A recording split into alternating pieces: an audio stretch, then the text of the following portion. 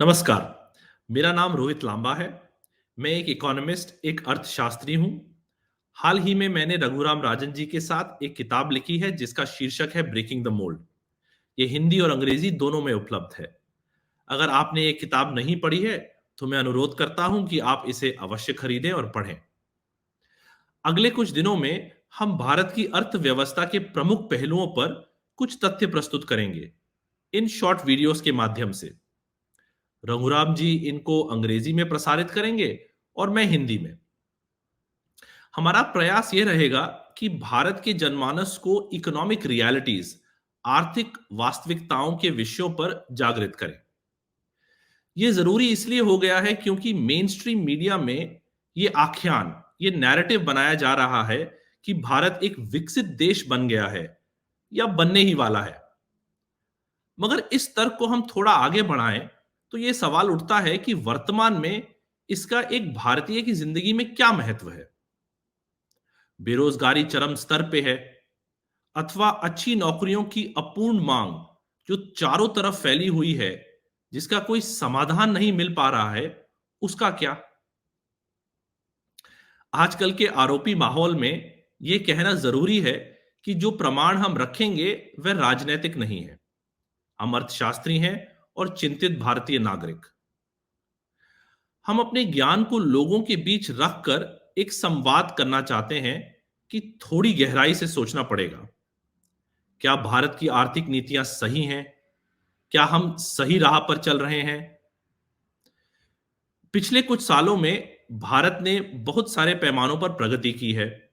इसमें प्रमुख इंफ्रास्ट्रक्चर है, जैसे कि हाईवे, ग्रामीण सड़कें, रेलवेज, एयरपोर्ट्स, साथ ही शौचालय, पक्की घर इत्यादि। डिजिटल इंफ्रास्ट्रक्चर में भी बहुत प्रगति हुई है। यूपीआई के माध्यम से आज भारत के कितने नागरिक अपने फोन से ही पेमेंट करते हैं। मगर यह सब तो आप जानते हैं, क्योंकि जो अच्छा है वह जोरों शोरों से प्रकाशित किया जाता है। हम ये पूछना चाहते हैं कि इस सब का कुल जोड़ क्या है। असल में भारत की आर्थिक स्थिति कैसी है। भारत G20 में सबसे तेजी से बढ़ती इकोनॉमी है, यह खुशी की बात है। भारत विश्व की पांचवी सबसे बड़ी इकोनॉमी बन गया है, यह बेशक एक प्रसन्नता की बात है। मगर इसका क्या मतलब है? इसका क्या यह मतलब है कि भारत अब जापान और जर्मनी, जो तीसरे और चौथे नंबर पर हैं, बस उनके जैसा विकसित हो गया है? बिल्कुल नहीं। प्रमाण के तौर पर यह सोचिए कि एक देश है जिसमें 100 लोग रहते हैं और जहां सबकी आय या आमदनी 10 रुपए है। एक दूसरा देश है जिसमें 10 लोग रहते हैं और उधर सबकी आमदनी 100 रुपए है। खास बात यह है कि इन दोनों देशों की अर्थव्यवस्था का मूल्यांकन 1,000 रुपए है, 100 गुणा 10 और 10 गुणा 100। मगर ये दोनों देश बहुत अलग हैं। दूसरा देश बहुत ज्यादा, 10 गुना ज्यादा समृद्ध है। इसका मतलब यह नहीं है कि जनसंख्या बड़ी होने का कोई महत्व नहीं है, जरूर है।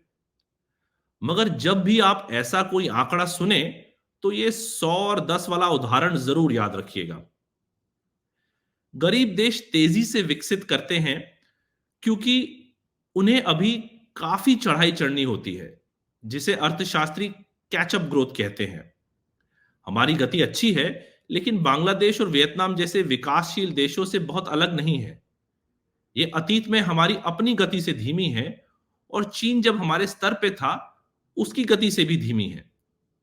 लेकिन चूंकि हमारी जनसंख्या विश्व में सबसे अधिक है, इसलिए हम ब्रिटेन जैसे देशों से आगे निकल रहे हैं। भले ही ब्रिटेन का प्रत्येक व्यक्ति औसत जीडीपी पर कैपिटा भारत से 20 गुना अधिक है। अगर बांग्लादेश और वियतनाम में हमारे जैसी आबादी होती, तो वह भी जश्न मना रहे होते। अगर हमें समृद्ध बनना है, तो अभी भी एक लंबा रास्ता बाकी है।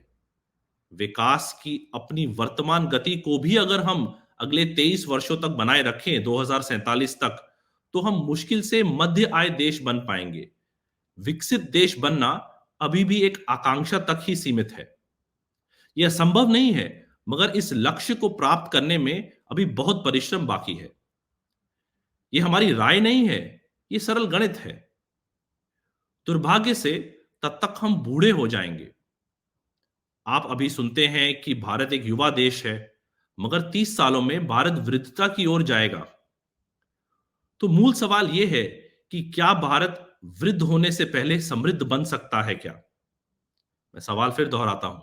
अब अपने आप से पूछिए, अपने मित्रों से पूछिए, राजनेताओं से पूछिए, क्या भारत वृद्ध होने से पहले समृद्ध बन सकता है क्या?